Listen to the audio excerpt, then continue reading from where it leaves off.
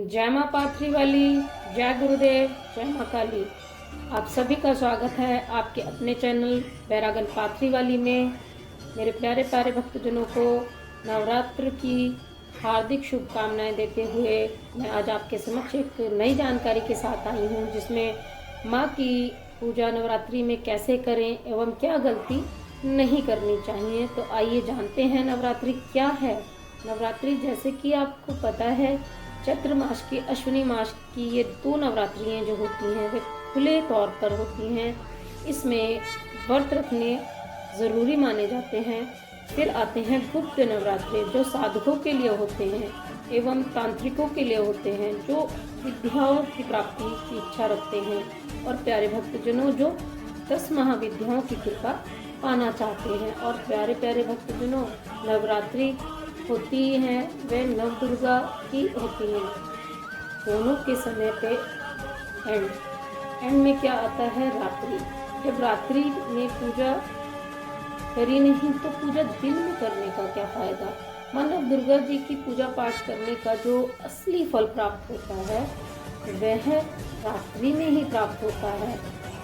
और जो भी मानव दुर्गा जी के भक्त हैं वे केवल एवं केवल माँ की पूजा रात्रि में ही करें एवं माँ नवदुर्गा महाशक्ति, महामाया, महाजगत जननी का आशीर्वाद प्राप्त कर सके। रात्रि का अर्थ होता है रात, और रात में माँ की पूजा फलित होती है। और एक बात ये भी है भक्तजनों कि ये वीडियो उनके लिए तो मैंने बिल्कुल भी नहीं बनाई है जो लोग माँ की पूजा नहीं करते, माँ का पाठ नहीं करते, पूजा भक्ति पर विश्वास नहीं करते। उनके लिए कतई भी यह वीडियो नहीं है। जो लोग माँ भगवती के भक्त हैं, जो माँ का आशीर्वाद प्राप्त करना चाहते हैं, तो उन्हें नवरात्रि को समझना होगा, अपना मन शांत रखना होगा। सबसे प्रथम कार्य होना चाहिए आपको ज़्यादा बात नहीं करनी किसी से भी। और माँ नव दुर्गा जी की प्राप्ति पूर्ण रूप से संपूर्ण होनी चाहिए एवं पूजा तो पूर्ण रूप से और साफ सफाई का ध्यान रखते हुए एवं किसी की बात दिमाग में नहीं आनी चाहिए। मान लो आपने किसी का पैसा देना है, उधार देना है, वह कैसे दूंगी, वह कैसे कर्जा उतरेगा, ये सब फालतू बातें दिमाग में ना रखें। क्योंकि प्यारे भक्तजनों, मेरा तो इस बात पर बहुत ही अटूट विश्वास है कि जिसने हमें चोंच दी है ना, वो हमें दाना भी देगा। मेरा तो इस पर पूर्ण विश्वास है कि सब माँ भगवती महामाई की कृपा से समय के अनुसार धीरे धीरे सब कुछ एक दिन ठीक हो जाता है। तो आप फॉर्मेलिटी ना करें, सच्चे दिल से महामाई की पूजा करें, आराधना करें, अखंड तपस्या करें प्यारे भक्तों, परंतु करें सच्चे भावों के साथ, शांति के साथ। आप सभी से हाथ जोड़कर निवेदन है, आप अनुव्रत कीजिए। जैसे 3-4 घंटे आप मौन रहिए।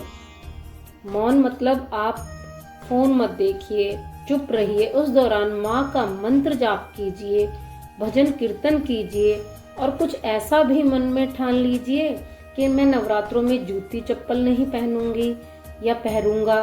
कुछ छोटी छोटी चीजें मन में ठान कर देखिए और फिर देखना माँ भगवती जी का फल, उनका प्यार अपने भक्तों के लिए आप पर अटूट बरसेगा, जो आज तक नहीं मिला।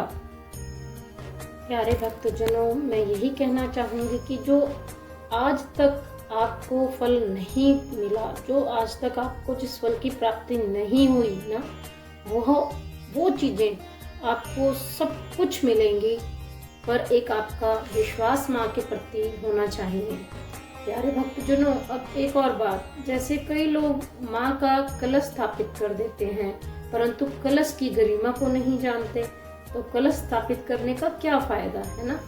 आप अपने घर में सुख शांति पाने के लिए ही नवरात्रि व्रत करती हैं, आप व्रत रख रही हैं और बाहर से पति या बच्चे कुछ भी खा के आते हैं, तो उन व्रत रखने का क्या फायदा जो खंडित हो जाएं।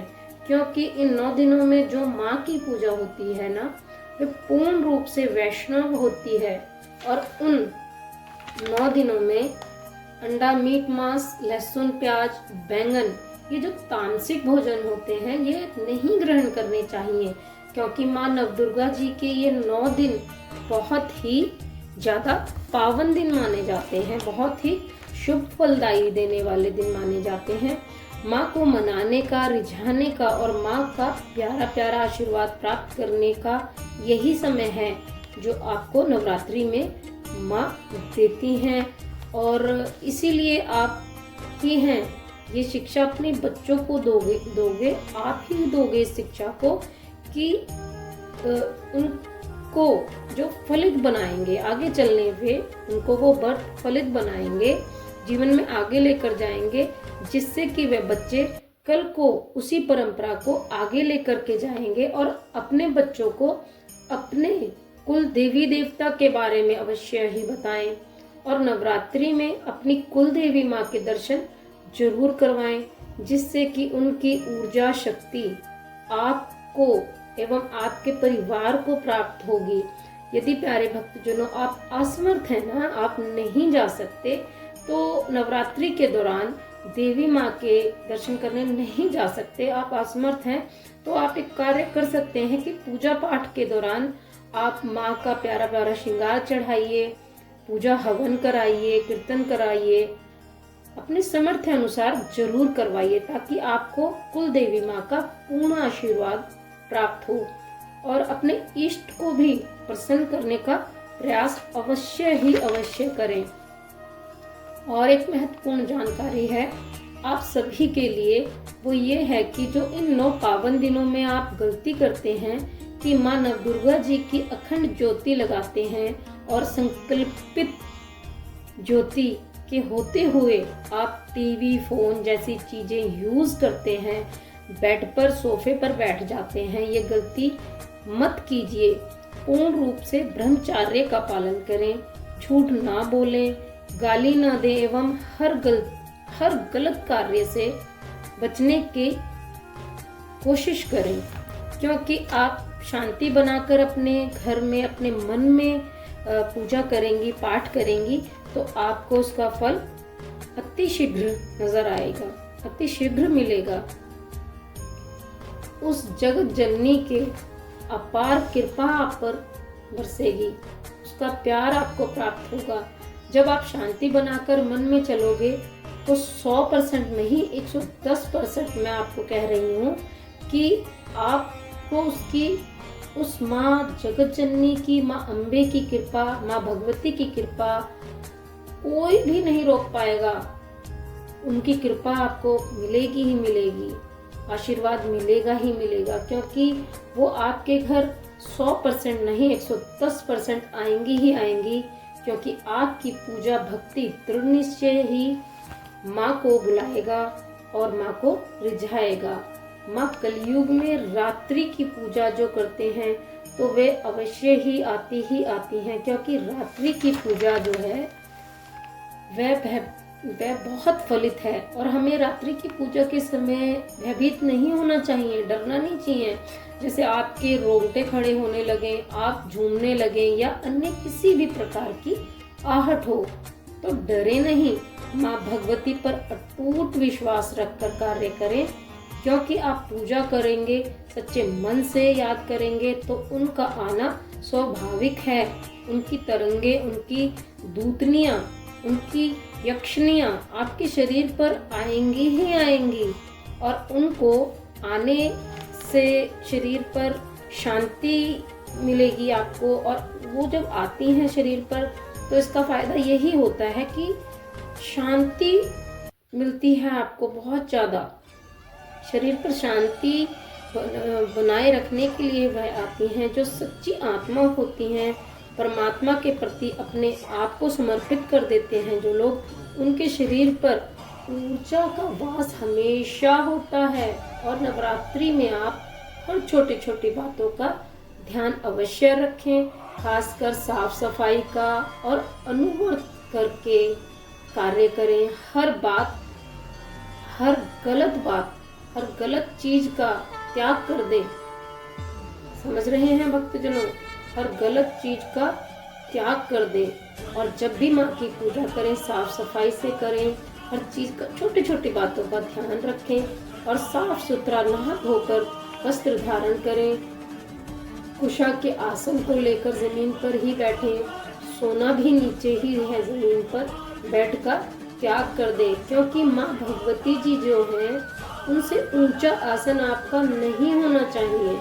आप धरती के संपर्क में रहेंगी, आप धरती पर बैठकर पूजा पाठ करेंगी, तो उससे आपको ऊर्जा प्राप्त होगी। समझ रही हैं आप? आपको जो है, जब आप नीचे सोएंगी तो आपका जो आसन है माँ से नीचे हुआ, यानी धरती पर ही हुआ ना, तो आपको उसका यह फायदा होगा कि आपको ऊर्जा प्राप्ति होगी। आपका मूलाधार चक्र जो है उसमें एनर्जी उत्पन्न हो सकेगी और एक नई ऊर्जा शक्ति आप में उत्पन्न होगी ही होगी। और हो सके तो फलाहार ही रहे, फलाहार ही रहकर व्रत रखें और एक समय का भोजन ही ग्रहण करें, वो भी नामात्र। यदि आपको मेरी कोई भी बात बुरी लगी हो तो कोई बात नहीं। सुना है ना भक्तों कि कड़वी दवाई ही इंसान को ठीक करती है, ना कि मीठी गोली। समझे प्यारे भक्तजनों? तो आपको ये जानकारी अच्छी लगी हो तो वीडियो को लाइक करना, शेयर करना, सब्सक्राइब करना ना भूलें। और मैं बैरागन पाथरी वाली आपके सम्मुख एक नई वीडियो, एक नई जानकारी के साथ फिर जल्दी आऊंगी। और सभी मेरे प्यारे प्यारे भक्तजनों को नवरात्रि की हार्दिक से हार्दिक शुभकामनाएं। आप सभी को खुशियां दे माता रानी, आपके अंधन के भंडारे भरें। जय माता दी।